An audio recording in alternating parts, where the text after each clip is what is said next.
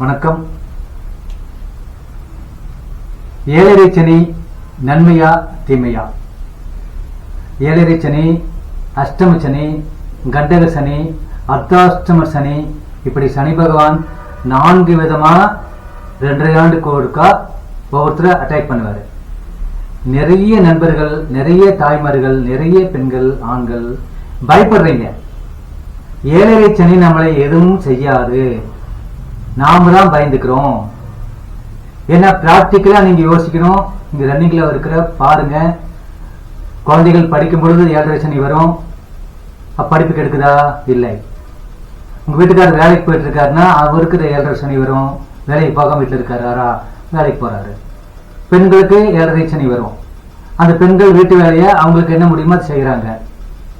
வீண் பயத்தை நீங்க ஏற்படுத்தி எனக்கு ஏழரை சனி பிடிக்குது, எனக்கு பாதிக்கும் அப்படின்னு நீங்களா கற்பனை பண்ணி அவர் சும்மா இருக்கிறவர் பிடிச்சி அவருக்கு ஞாபகப்படுத்தி விட்டு அவர் என்ன பண்ணுவாரு?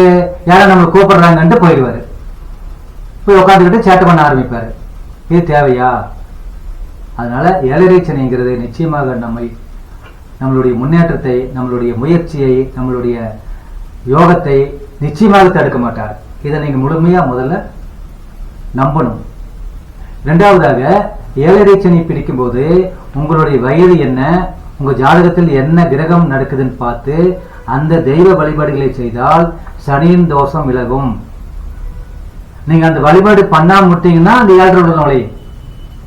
நம்ம கேட்டு சாத்தாம வீட்டு உள்ள கால் போடாம தூங்குற மாதிரி. சனி பகவானுடைய ஆதிக்கத்தை அவருக்கு கடவுள் கொடுக்கப்பட்ட வேலையை அவர் செய்யறாரு. யார் ஒருவர் சோம்பேறித்தனமாக இருக்கிறார்களோ, யார் ஒருவர் சரியா இல்லையோ அவங்கள போய் நீ மிரட்டுன்னு அனுப்புறாரு. நாம் சரியாக இருந்தால் நம்மளை ஒன்றும் பண்ண மாட்டாரு. இதை அப்படியே எட்டி பார்த்துட்டு போயிடுவார், இதே கரெக்டா இருக்கிறாங்க அப்படின்னு. அதனால நான் மீண்டும் சொல்றேன், ஏழரை சனி, அஷ்டம சனி, கண்டக சனி, அர்த்தாஷ்டம சனி, இதெல்லாம் நீங்க பயப்படவே வேண்டாம். இப்போ சனி பகவானுடைய ராசிகள் யார் யார் அவர் பிடிச்சிருக்காரு, எப்ப ரிலீஃப் ஆவீங்கிறத சொல்றேன், தெரிஞ்சுக்குங்க. முதல்ல ஏழரை சனி ஆரம்பிச்சவங்க மீனராசி. மீனராசிக்கு 2023 ஆண்டு டிசம்பர் மாதம் சனி பகவானுடைய ஸ்தலம் தமிழ்நாட்டில் திருநள்ளாறு. அந்த ஸ்தலத்தில் சனி பெயர்ச்சியை வச்சு யாகம் நடத்துவாங்க. அந்த அன்னைக்கு தான் சனி பெயர்ச்சி.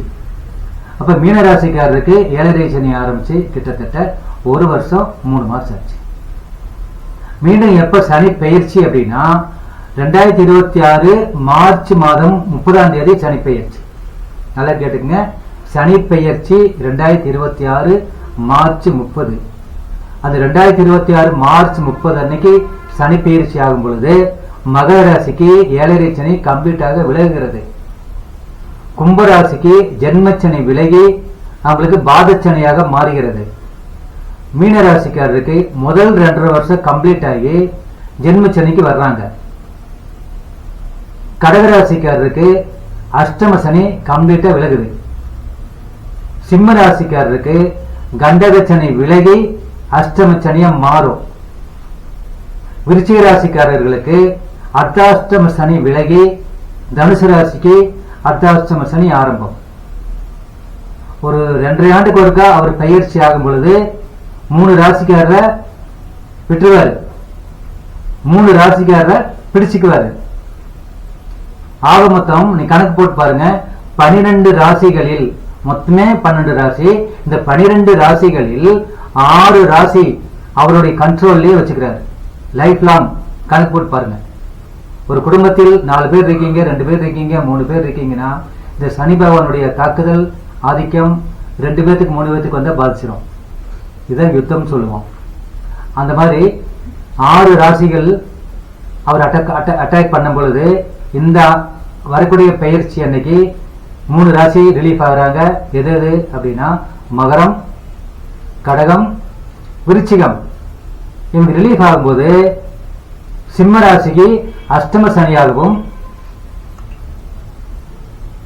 தனுசு ராசிக்கு அர்த்தாஷ்டம சனியாகவும், மேசராசிக்கு ஏழரை சனியாகவும் வருகிறார். மகர ராசிக்கு ஏழரை சனி விட போகும் பொழுது மேசராசிக்கு ஆரம்பம். அதனால அந்த சனி நம்மளை பிடிக்கிறாரு யாரும் தயவு செய்து பயப்பட வேண்டாம். சனி எந்த ராசிக்கு எப்ப பிடிச்சாலும் உங்களுடைய ஜாதகப்படி உங்க நட்சத்திரப்படி நடக்கிற திசைக்குரிய வழிபாடுகளை கரெக்டா மாதம் ஒரு முறை செஞ்சுட்டு வாங்க. கண்டிப்பாக மாற்றங்கள் ஏற்படும். ஒரு சிலர் பாருங்க, ஜாதகத்தில் சனி திசை நடக்கும், இந்த 7.5 சனி வரும். இப்ப பிரசன்ட் மகர ராசிக்கு ஜாதகப்படி சனி திசை நிறைய பேருக்கு நடந்துட்டு இருக்கு. ஜாதகப்படி 19 ஆண்டுகள் அந்த சனி திசை நடக்கும்போது 7.5 சனி நடந்துட்டு இருக்கு. அப்ப 2 சனியை அவங்க கிராஸ் பண்றாங்க. ஒண்ணு ஜாதகப்படி 19 ஆண்டுகள் சனி மகா திசை மகா பெருசு, 7.5 சனி இடையில வர்றது. அப்ப இந்த ரெண்டுமே சனியா வர்றதுனால நீங்க என்ன பண்ணணும், ஒவ்வொரு மாதமும் உங்க நட்சத்திரம் வர்ற அன்னைக்கோ அல்லது நீங்க பிறந்த கிழமை அன்னைக்கோ சிவன் ஆலயத்துக்கு போங்க. 3 கருப்பு வேஷ்டி 3 கருப்பு துண்டு அது வாங்கி கொண்டு போய் வயதானவங்களுக்கு வெளியில உட்காந்துருப்பாங்க. உங்க போகும்போது கொடுத்து போட்டு போயிருங்க.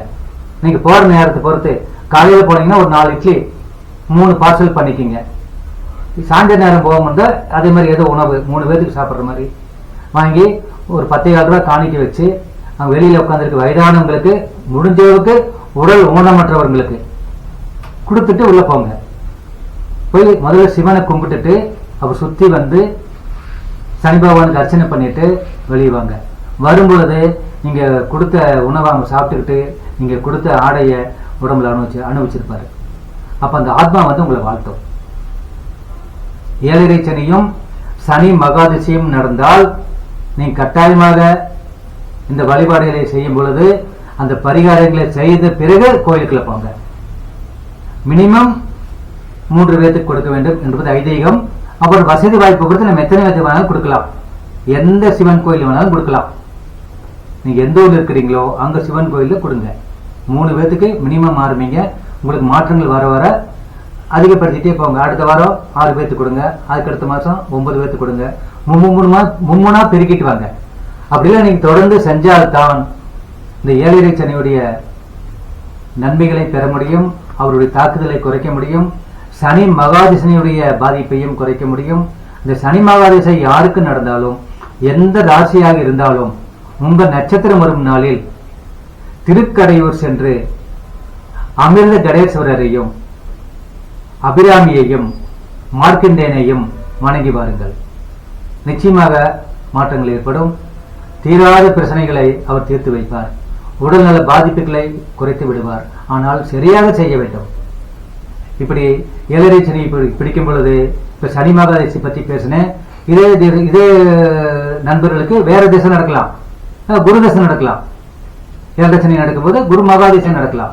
அந்த குரு மகாதிசை நடக்கிறவங்க உங்க நட்சத்திரப்படி திருச்செந்தூர் போயிட்டு வாங்க, போய் முருகப்பெருமானை பார்த்துட்டு வாங்க, மாற்றங்கள் வரும். வேற புதன் திசை நடக்கலாம், கேது திசை நடக்கலாம், சுக்கிர திசை நடக்கலாம். எந்த திசையா இருந்தாலும் 7.5 சனி, அஷ்டம சனி, கண்டக சனி, அர்த்தாஷ்டம சனி பிடிக்கும் போது நீங்க ஜாதகப்படி உரிய வழிபாடுகளை செய்து வாருங்கள். அதே சமயம் 7.5 சனியும் அல்லது அர்த்தாஷ்டம சனியும் அல்லது கண்டக சனியும் நடக்கும் பொழுது ஜாதகத்தில் சனி திசை நடந்தால் ஒவ்வொரு மாதமும் நட்சத்திரம் வரும் பொழுதோ அல்லது நீங்க பிறந்த கிழமை என்றோ சிவன் ஆலயம் சென்று 3 பேருக்கு வயதானவங்களுக்கு, குறிப்பா உடல் ஊனமுற்றவங்களுக்கு தானம் செய்துவிட்டு 3 வேஷ்டி 3 துண்டு எடுத்துக்கங்க. ஒரு நபருக்கு ஒரு வேஷ்டி ஒரு துண்டு 4 இட்லி டிஃபன் அது கொடுத்துட்டு 3 பேருக்கு கொடுங்க போதும். கோயிலுக்குள்ள போய் முதல்ல சிவனை கும்பிடுங்க. கும்பிட்டுட்டு அப்படியே வலப்புறம் வந்து சனி பகவான் கும்பிட்டு மற்ற துணை கோட்களை கும்பிட்டு நீங்க வெளியே வரலாம். இப்படிதான் நீங்க வந்தீங்க அப்படின்னா உங்களுடைய நியாயமான கோரிக்கைகள், உங்களுடைய ஜாதகத்தில் இருக்கக்கூடிய யோகத்தை முழுமையாக நீங்க பெறலாம். இதெல்லாம் பிராக்டிக்கலா அனுபவிச்சு என்னுடைய நண்பர்கள், என்னுடைய ரெகுலரா வரக்கூடிய வாடிக்கையாளர்கள் கரெக்டா பண்ணிட்டு இருக்காங்க, அற்புதமா வாழ்ந்துட்டு இருக்காங்க. உங்களுக்கு இருக்கிற யோகத்தை எந்த கிரகங்களுமே கெடுக்காது, தடுக்கும். கெடுக்கிறது வேற, தடுக்கிறது வேற. யோசிச்சு பாருங்க. அந்த தடை நீங்கத்தான் நான் வழிபாடுகளை சொல்லிட்டு இருக்கேன். இது நீங்களே பண்ணிக்கலாம். இதுக்கு மற்றவங்க யாருமே தேவையில்லை. முடிஞ்ச அளவுக்கு நம்ம ஜாதகப்படி வழிபாடு பண்றது மற்றவங்களுக்கு தெரியாம பண்ணுங்க. அதுதான் உங்களுக்கு பலன் கிடைக்கும்.